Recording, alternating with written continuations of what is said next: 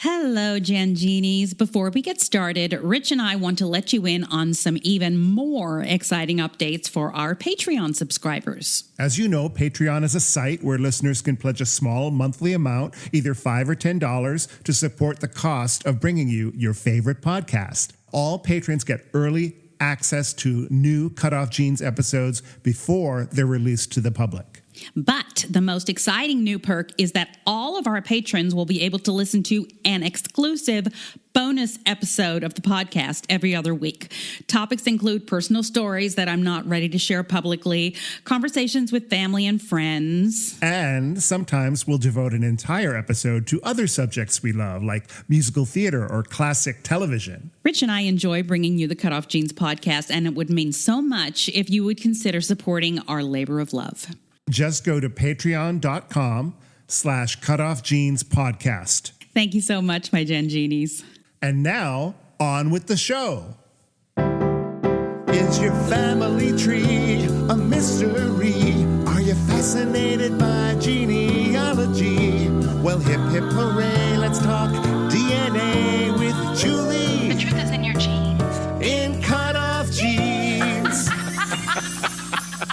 Welcome to CutOff Jeans, the podcast that helps you find your truth using nothing but DNA. I'm Julie Dixon Jackson. I'm a genetic genealogist, henceforth known as a Gen Genie. And I am Richard Castle, the co-host and producer of this podcast. Hi, Julie. Hi, Richard. What's going on today? Oh, well, you were just telling me that about your dog's problems. Oh, yeah. You know, the poor little guy, he had a little surgery about a week ago just to remove some, like, moles that were, you know, to be careful. And then, like, he started having this diarrhea, and I feel so bad for him. But, yeah, it's been trying. You know, he's like my child. Of course, of course. So I want him to be better. I'm gonna one up you on the dog story. Oh, okay. Please do. I want to feel better. Okay. Well, yeah, we'll see. So you know, my dog Brooklyn, she's essentially a white golden retriever. Yes. She's an English cream retriever. Sweetest thing. The whole neighborhood knows her. Oh, I've met her. Yes. Yes. And so I was outside in the evening the other night, and she was out there with me. And we have a 5-foot fence around our property, and we have a large front yard as opposed to backyard. So that's where she spends a lot of her time because that's she gets to see people and gets to run around. Well, I was out there with her, and all of a sudden, I heard her barking which means somebody was walking by the fence on the far side, and she's protecting her property. That's just what she does. Yes. And then I heard like a lot of yelling, and then I heard the sound of somebody kicking the fence. Oh no. And so I walked over and I said, what's going on over here? And this guy, I guess he was there with his dog, starts going off about how my dog is vicious and she shouldn't be out there. And she scared him, basically. But she's behind a fence. I know, but he was having a rough day.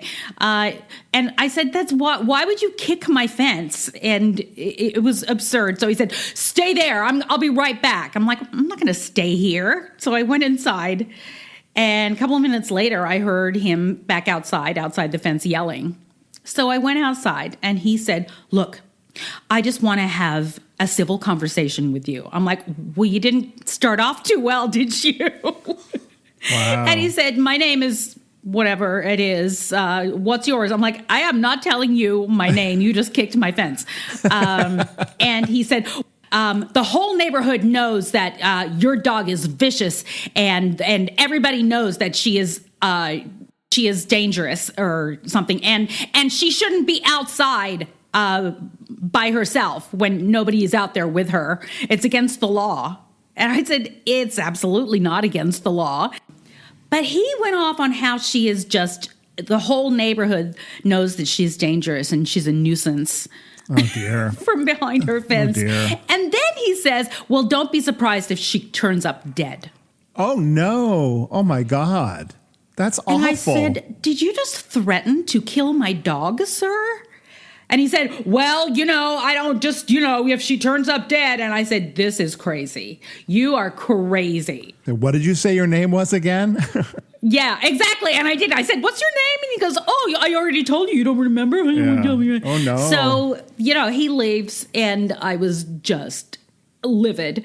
And then a young couple comes up after he leaves, and they're like, that was crazy.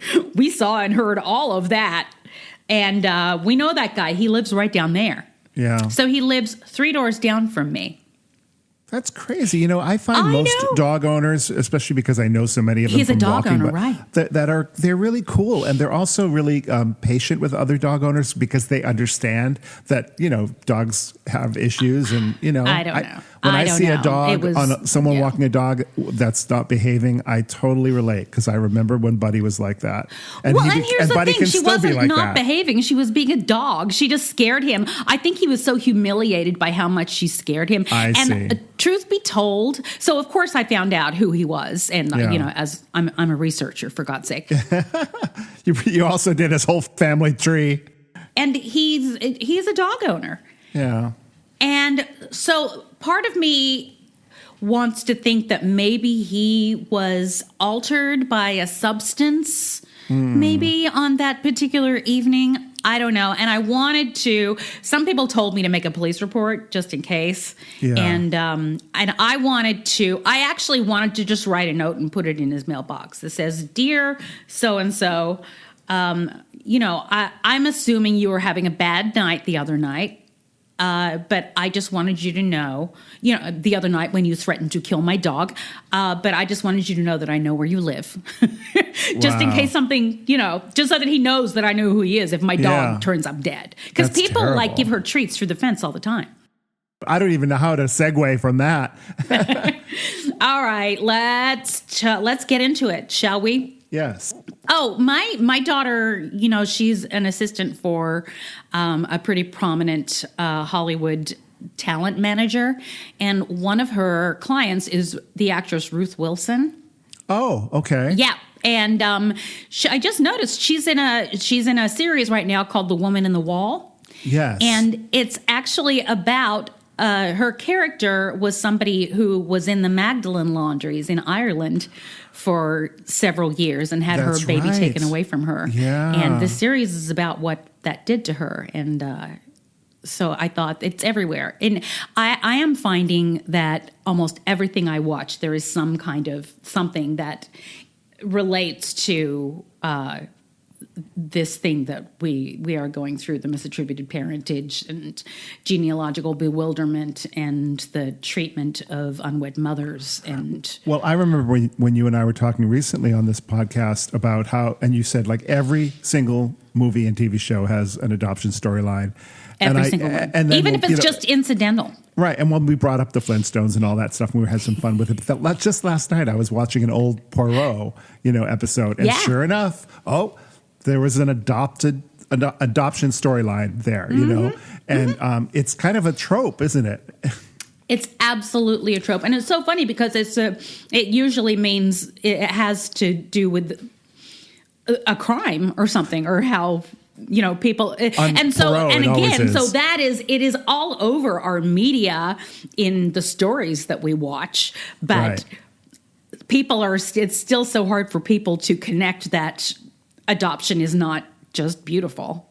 You know what I mean? Well, I see that in the news all the time now. There's so many stories about people who have done the DNA test and found out they're not who they think they are, or their parentage is not, or maybe it's not their parentage, but it's their parents' lineage that is not the same, that they thought it was.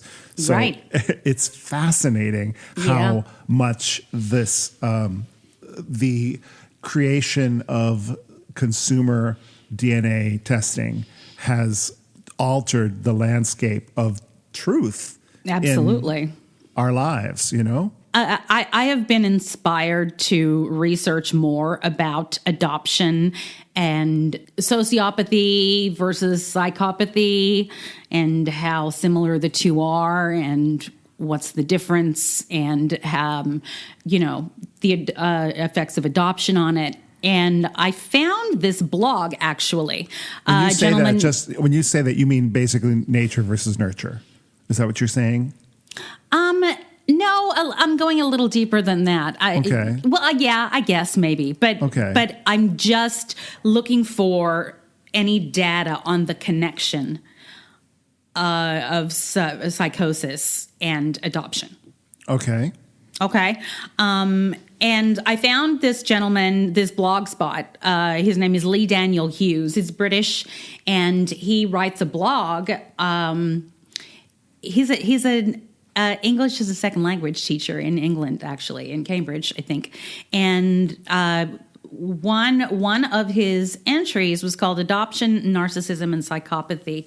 And I'm going to just quote it, parts of it. I'm not going to read the whole thing, but it had some really insightful thoughts that do a better job, obviously, than I do sometimes of trying to put these thoughts together. Okay. So I'm going to read a little bit of it. We now know that many psychological disorders, such as narcissism, ASPD, and psychopathy, have their origins in early childhood. Narcissism and psychopathy, apart from any biological factors, stem from an unstable and dysfunctional parental relationship in a child's first years. The issue is even more complicated when the child is an adoptee or foster child. For decades, adoptions have been seen by many governments as the answer to the problem of unwanted children, either as a result of family poverty, rape, and any number of other social factors. I love how they just, in society in general, will say the term unwanted children with their full chest. And that's not supposed to affect adoptees. Because you're basically saying they're unwanted. I hadn't thought of it, but you're absolutely right. You're absolutely right. Yeah. Adoption was seen by governments and psychologists as providing a stable family environment, provided the parents to be were properly screened, didn't always happen, that allowed the adoptee the right to develop healthily. However, more recent research has revealed a previously unexplored reality that although many adopted children do develop normally, an alarmingly disproportionate number of them develop psychological disorders such as narcissism and, in extreme cases, psychopathy. A closer look at the prison population and the biographies of notorious serial killers tells us a different story to the one told by government. Many of the most notorious serial killers were adopted children. I'm just going to throw in this little aside, this little factoid that I have. Estimates from the FBI are that of the 500 serial killers currently living in the United States, 16% have been identified as adoptees, since adoptees represent only 2 to 3% of the general population. The 16% that are serial killers is a vast overrepresentation compared to the general population. That's very disproportionate. We've talked about that before. Yeah. And the proportion of adoptees in the prison population and violent offenders are significantly higher, as much as 5 times higher than the proportion of the general population. The fact that adoptees feature so disproportionately in crime statistics is highly revealing, as well as an indictment on how badly this issue is downplayed.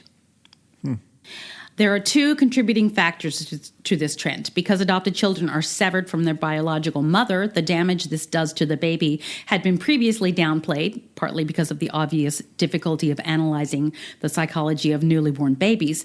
Lacking a mother's warmth is a huge blow to the infant's needs and makes it more likely that the baby will become either self-absorbed or worse, if not remedied quickly. So from the start, adoptees are psychologically fragile, even before we factor into the prospective parents. Next is the psychology of the adopting parents themselves. What is the real motivation for them wanting a child? This factor cannot be emphasized strongly enough and can make the difference between a well-adjusted adoptee and a maladjusted one. Adopting parents who want a child for the sake of their own vanity, such as to fill a void in their life or as a source of love, are running the risk of making adoptees' psychology even more dysfunctional and making the likelihood of the child developing narcissistic psychopathic traits all the more certain. Narcissistic parents and parenting makes the child feel like they are looking after 2 adult children. Since parents do not really love their adopted children, they need them as a form of narcissistic supply. A parent-to-be who already has narcissistic personality disorder is the last person who should be responsible for the upbringing of an adoptee. As a result, the adoptee's psychology becomes even more self-centered and narcissistic, the worst possible result.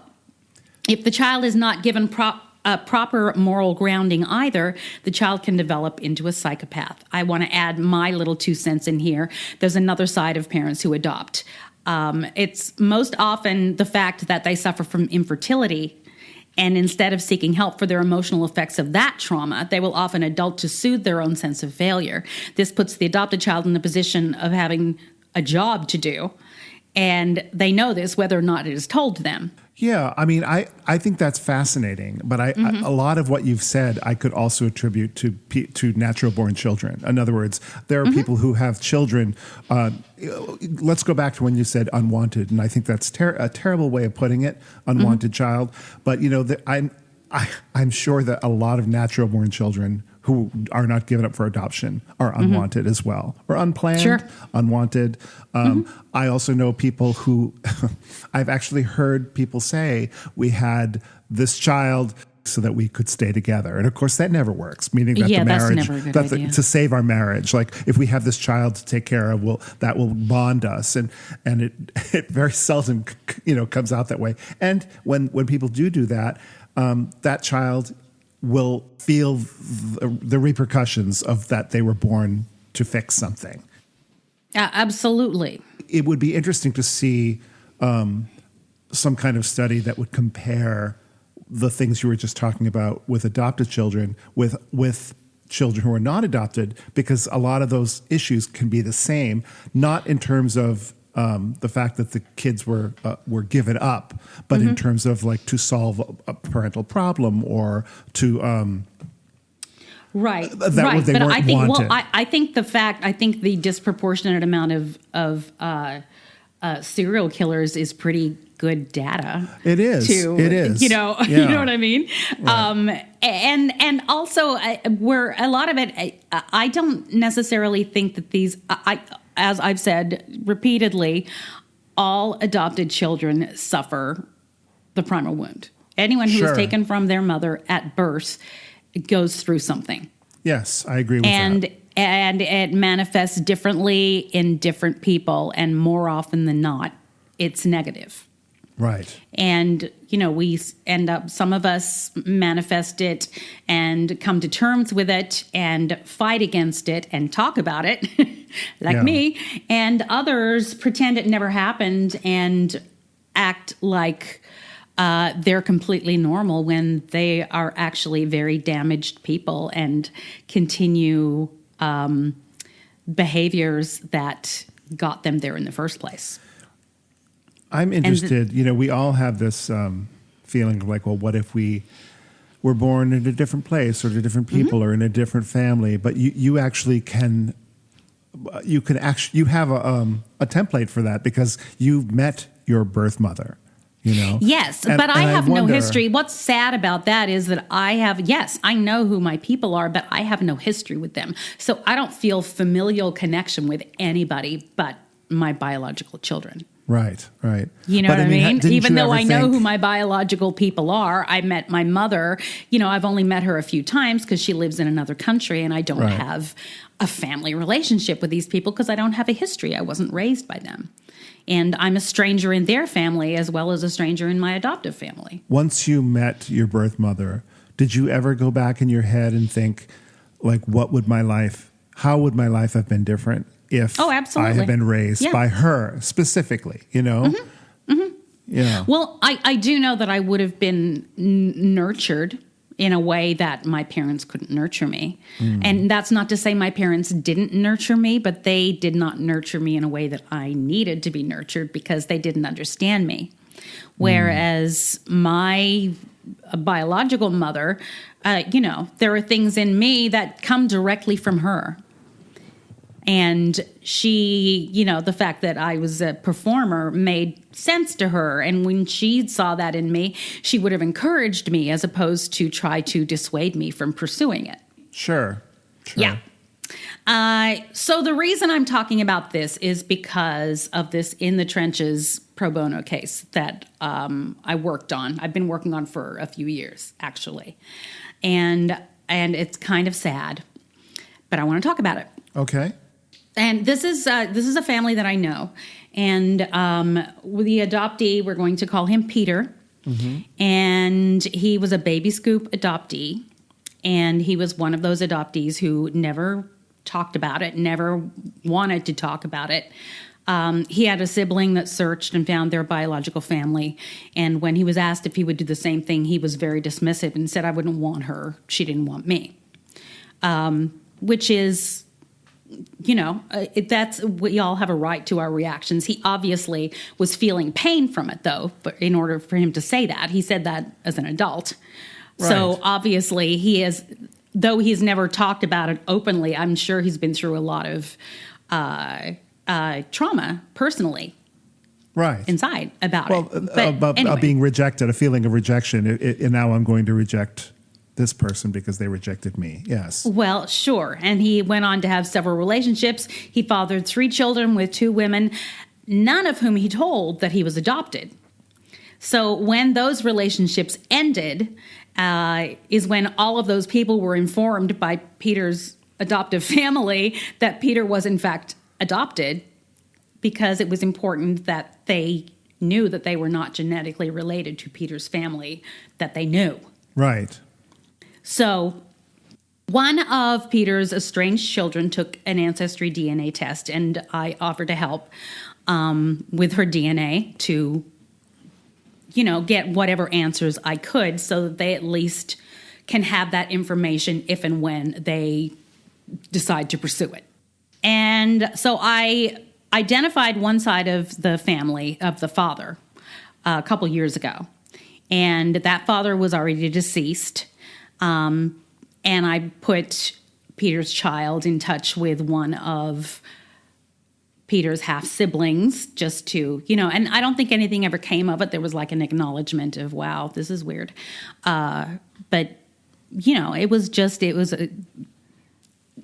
something that I think is important for people to have in their back pocket. Okay. Recently, a new close match came in, and I was quickly able to discern that the tester was a maternal half-sibling of Peter. I asked the person if their mother was still living, and they said yes. And then they said they'd always known that they had a brother because their mother had shared it with all of her children. She told them that she was only 17, did not want to give Peter up, but was forced to by her parents. Another common scenario, right? Yes, very common for the baby scoop era. Yeah. So the pain that Peter went through and perpetuated, essentially, is what the mother was afraid of in the first place, and why she felt so horrible about it and has longed for him and has always wondered where he was and what happened to him. I spoke to the sibling, the half-sibling. She told me the whole story. I told her, all that I knew about him. I put her in touch with with Peter's child, and to get a better idea of who Peter is, and because they're estranged, he does not speak to any of his children. That's sad. So he has basically abandoned everybody, just like he felt he was abandoned. Well, yeah. So, and I had to, after I know that she spoke to the child, Peter's child, and I said, I don't know, because the mother is living, but she hasn't been in great health. She was only 17 at the time, by the way. Well, how old is she now? Do we know? I mean, like approximately? Well, he was born in 1963. Okay. And she was 17 then. Gotcha. Okay. So you do the math. She's in her 70s, I guess. Yeah. But I think it would be better for her psyche, not only her health, to not be told that he's out there. Is that the question, whether or not she should be told? No, it's not even a question. I left it up to her. I left it up to the half-sister. Right. And let her because she never went do the research. Because the mother never went and searched for him, right? No, the mother never did, but the daughter took the DNA test specifically to find this brother that she's always known about. Okay. And has she tried to reach out to Peter? I don't think so. She has asked where he lives, and he's very difficult. He is one of those people that is running from his past, and so he is not easy to find because Right. he has no social media presence or anything. I see. Yeah. So Going back to what you said earlier, Julie, about even the term unwanted is so it paints such a broad brush, and as you just said, this guy grew up thinking he was unwanted, right? But come to find out all these years later that his mother, it wasn't that he was unwanted, it was that his wasn't mother's at all. parents, He was very much wanted. his mother's parents forced her to give the baby up. So Right. it's so really unfair sad. to paint with that brush and say all adoptees were unwanted. And that is not the case any more than to say that every child that is ever born is wanted or unwanted, quite frankly, expected, Right. planned. There's a million different scenarios. It is so nuanced and so confusing and so not black and white. Right. If anybody could take anything away from this podcast, and I don't mean just this episode, but every episode of this podcast, is that there is no black and white here. There's a lot of gray areas. We all exist in that. Exactly. Shall we take a break? Yes, I think we shall. If you're enjoying our podcast, please subscribe, rate, and review, or consider supporting us on our Patreon page, patreon.com/CutOff Jeans Podcast. Now back to Julie and me. Okay, it is story time. I'm so happy to get to share with you the conversation I had with Sara Easterly, who is an adoptee, a mother, and an author. She's an award-winning author, and her memoir, Searching for Mom, won a gold medal in the Illumination Book Awards, among other honors, and she will tell you about those in our conversation coming right up. That sounds great. Let's listen in. Hi, guys. I have on the line Sara Easterly, adoptee and author. Sara has written, her first book was, what was it, Sara? Searching for Mom? Yes, Searching for Mom. See, I blew it already. Searching for Mom, which was from 2019, I believe.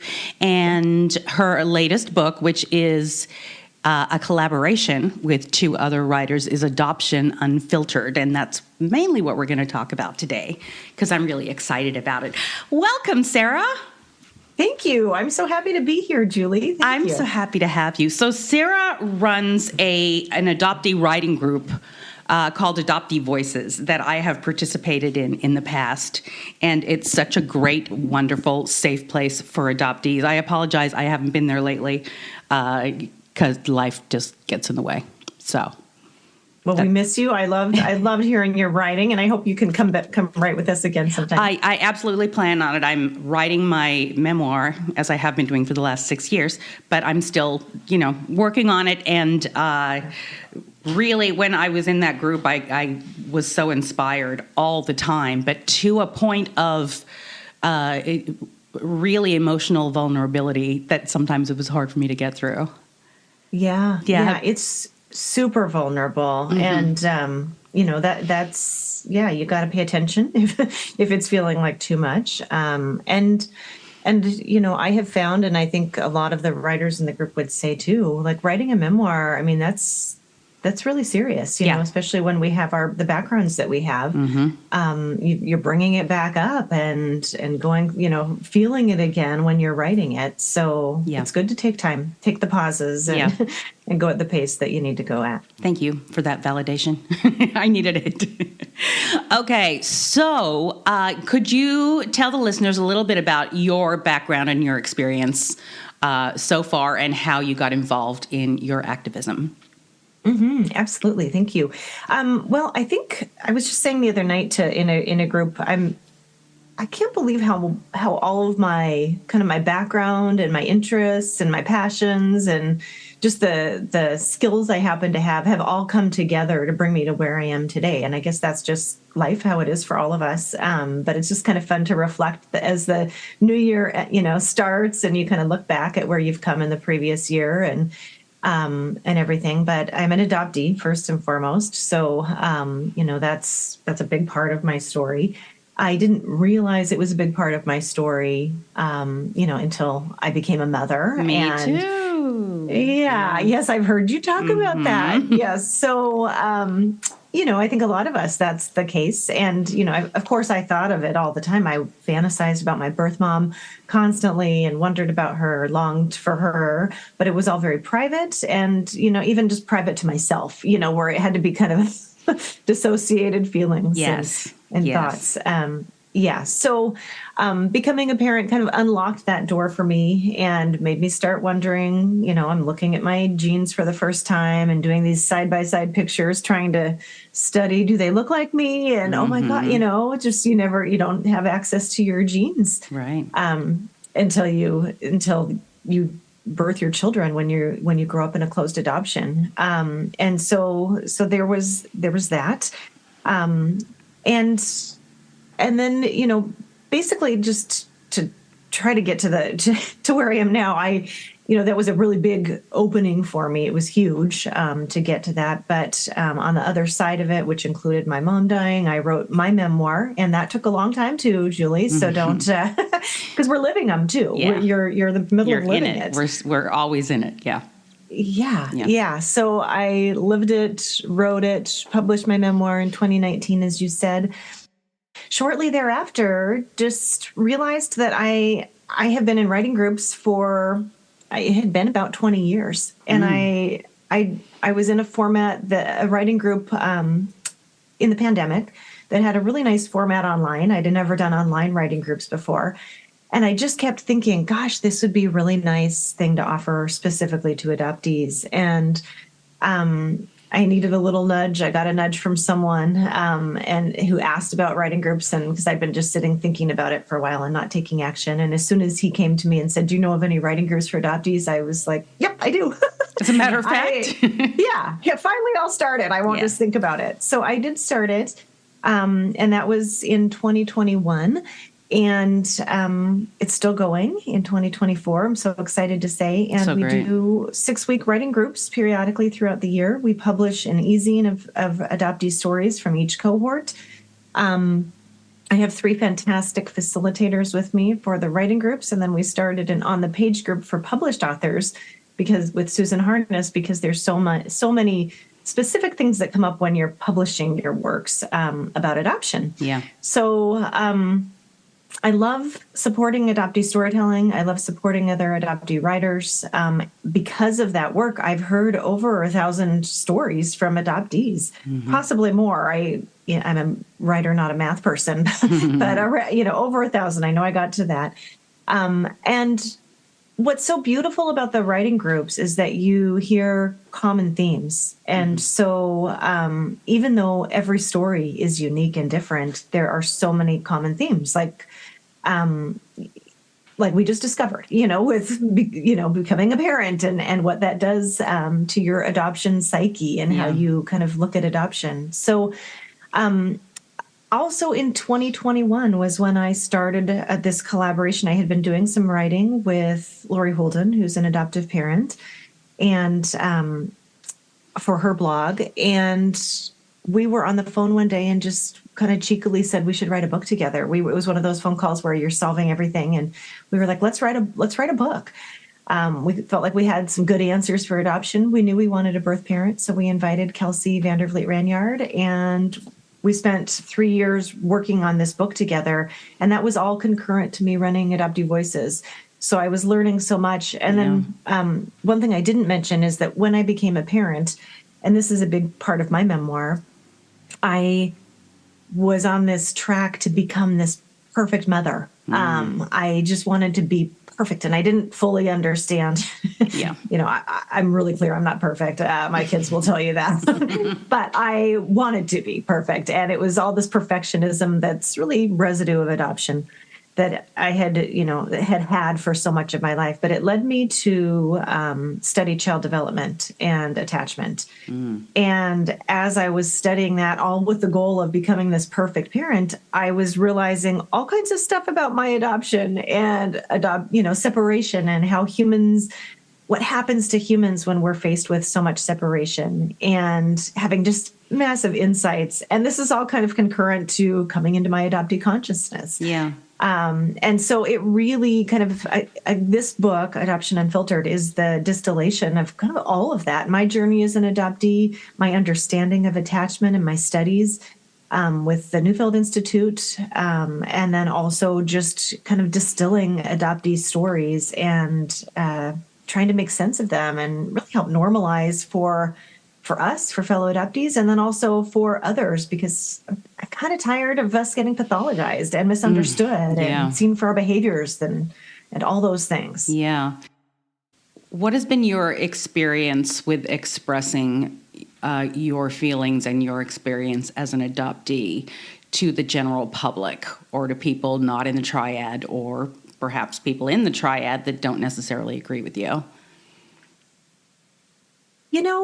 I have to say I've been pretty lucky overall. I've got the hypervigilant adoptee thing going. So I think maybe I expect it to be much worse than it is. I think it may have to do with the spaces you put yourself in as well.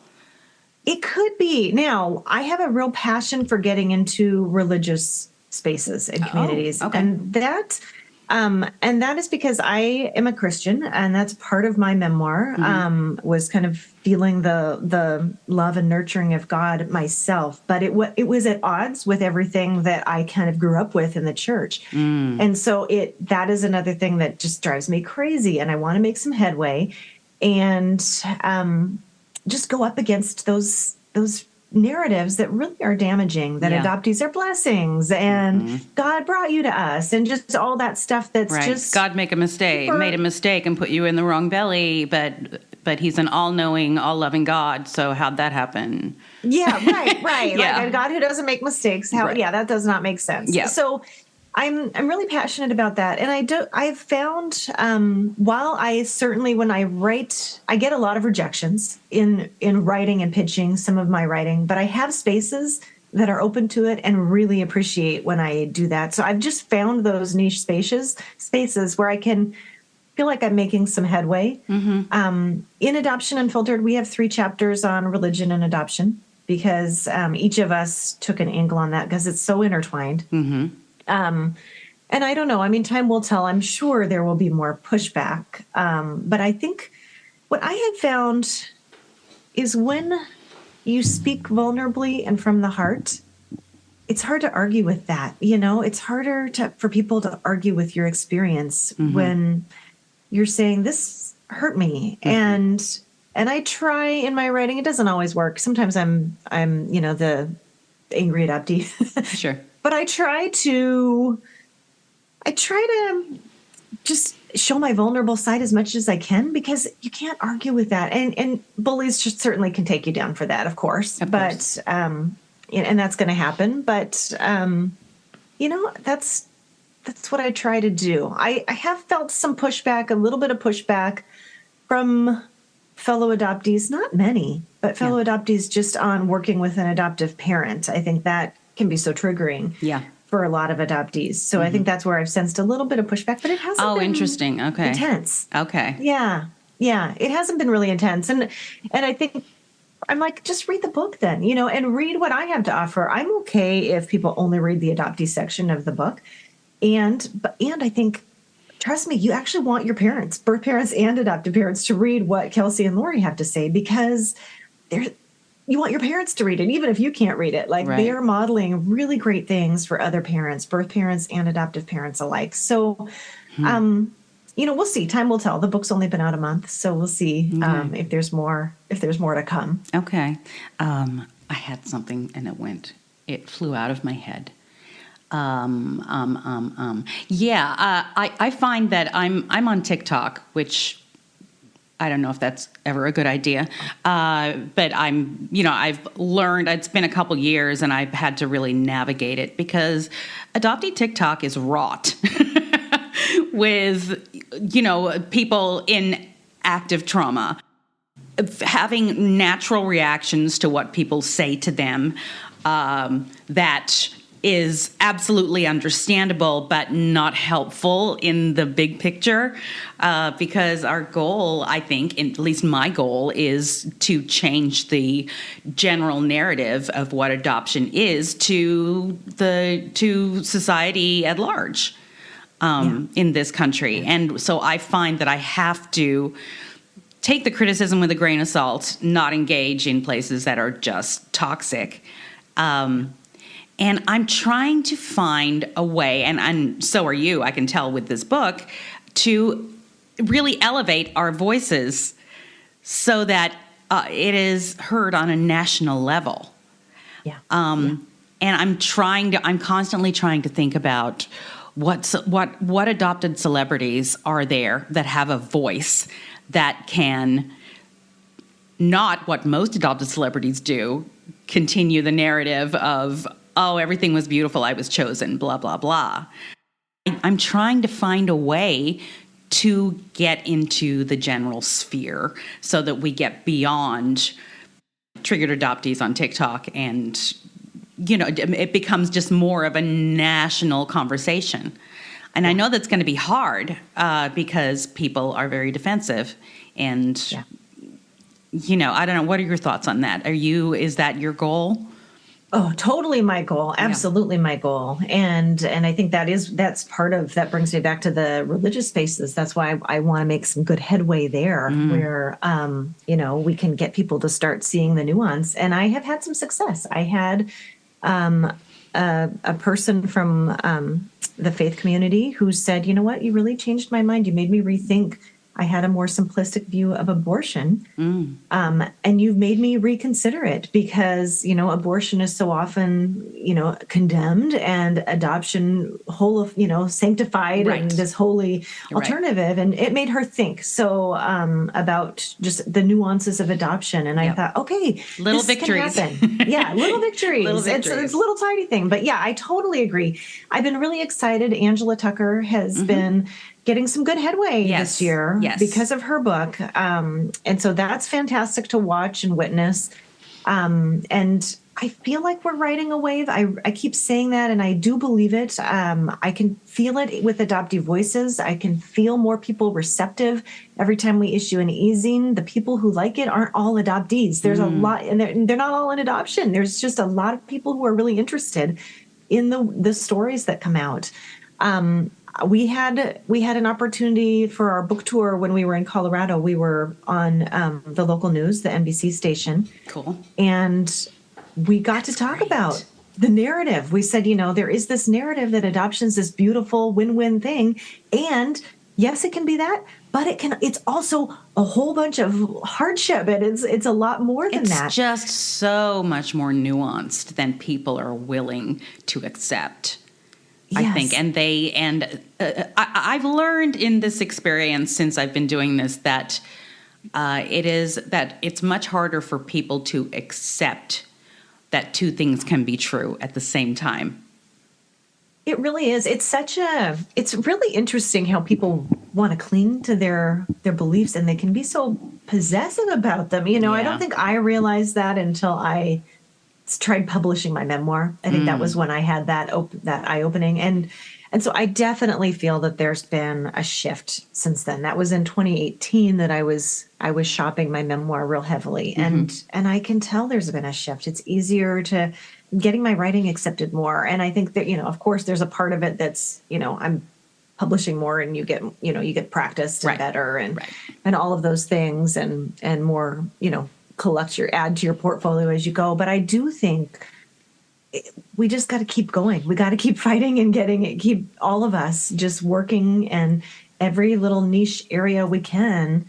I'm sure, I don't know, this may be too much to share, but I doubt it. If you've listened to the podcast, we go there. Okay, I feel like every dinner party, every social engagement I have, I end up talking adoption. Yeah, me too. Yeah, and I'm like going up against the narrative, and I'm sure people are like, okay, there's Sara again. Watch out, here she goes. But it's like I feel like they're listening. I don't think I'm misreading the cues. People do hear when you sit down and tell another side. They are receptive, but it takes a lot of patience and patience. And I do think it does take a little bit of, my husband usually gives me this kind of eyes when I'm getting kind of, too simmer down. Too much passion. Yep. So you got to kind of simmer. You got to make it digestible. Yeah. It's hard.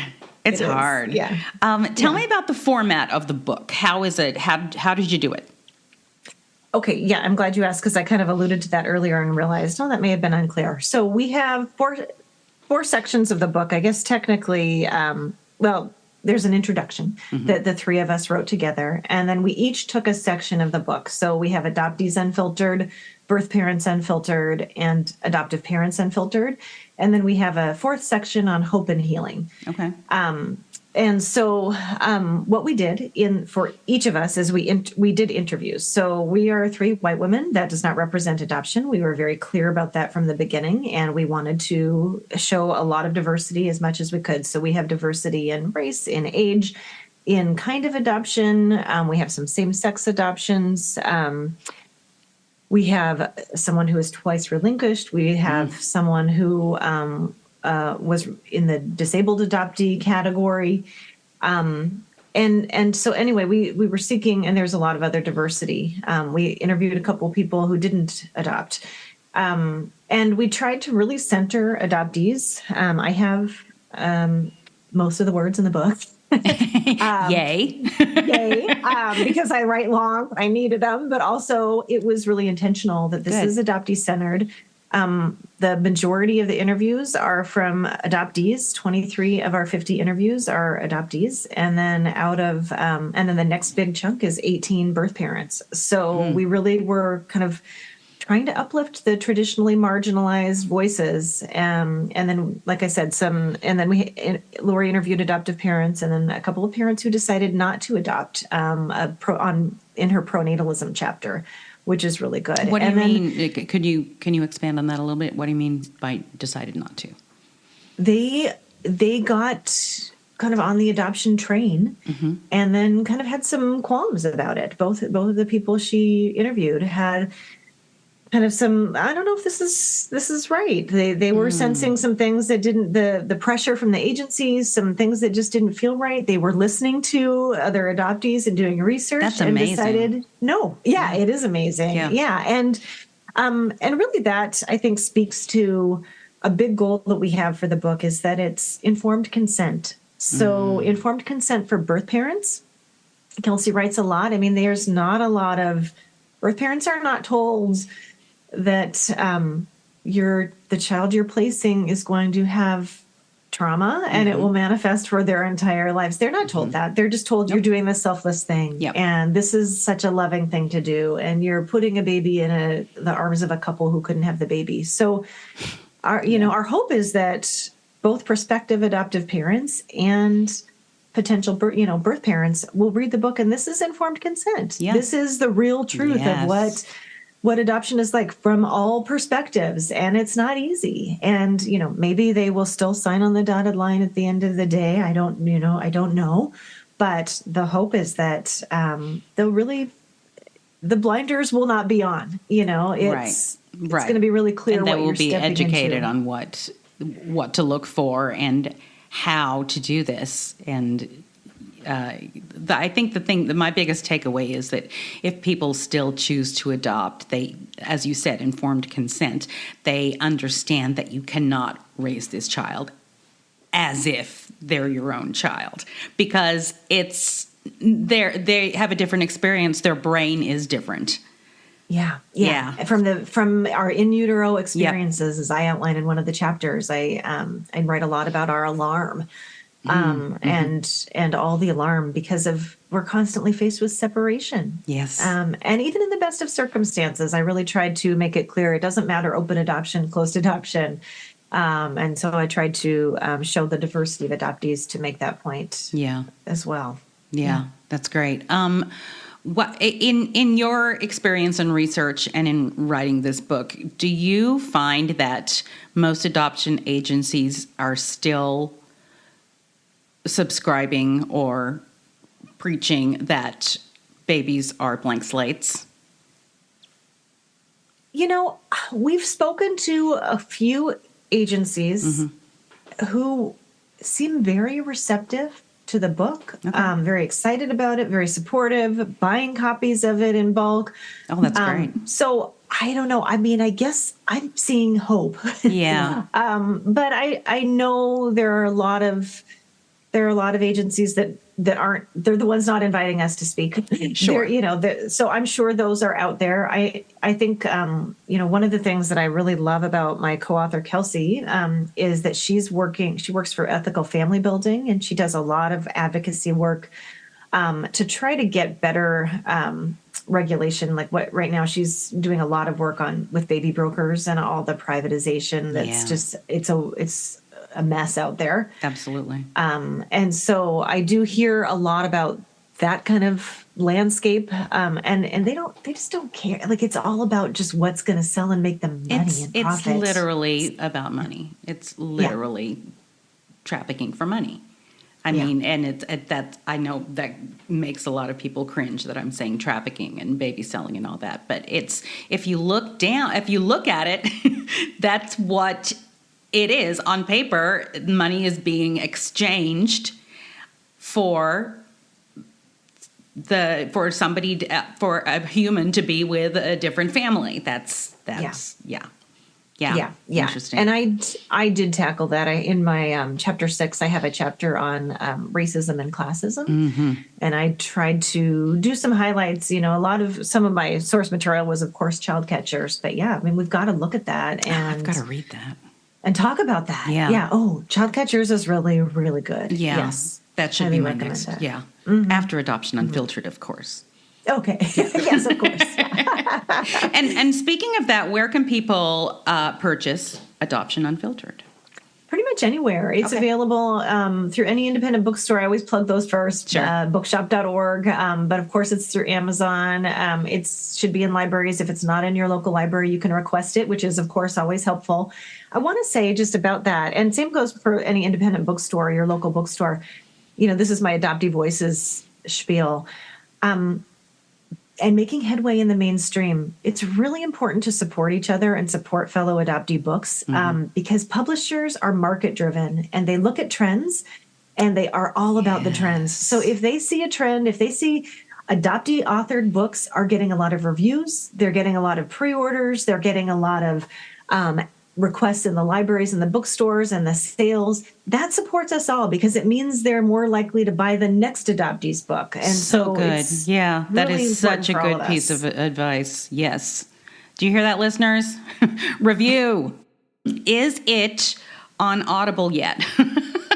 Oh, I'm so excited about that. Woo! It's coming soon. It is coming soon. So, and guess what? I'm the narrator. Yay! So, good. Yes. Good. Yes. So I hope it's good. I hope I did a good job. I recorded it in December. I'm going back in the studio next week. The 18th, 2 weeks. We're getting there, getting close. Okay. For just the corrections and little touch-ups and stuff. And then it'll be available February 20th. I'm so excited. Because I'm one of those people where I can only read if I'm listening to it because I have to do more than one thing at a time. Otherwise, if I'm relaxed enough to focus on a book, that means I'm tired and I will fall asleep. So I can listen to it while I'm driving or I'm cleaning the house. And that's so. So you will get to listen to it. Yes. Yes. Oh, yes. Good. I'm so excited. Sara, is there anything you would like to leave us with? I hope listeners read the book and enjoy it. I'd love to hear your feedback. And Julie, I just thank you so much for this podcast. And you're making headway against that narrative and giving a platform for our stories and our voices and the authentic perspectives. And I just want to thank you so much for the work that you do and for inviting me to talk with you. Well, the feeling is mutual, and thank you so much for taking the time. Thank you so much, Sara. I want you guys to know that I always talk about me listening to Audible books because I have the attention span of a gnat. But in this particular case, I bought a hard copy of Adoption Unfiltered because I think it's important to, buying Audible books is supporting them as well.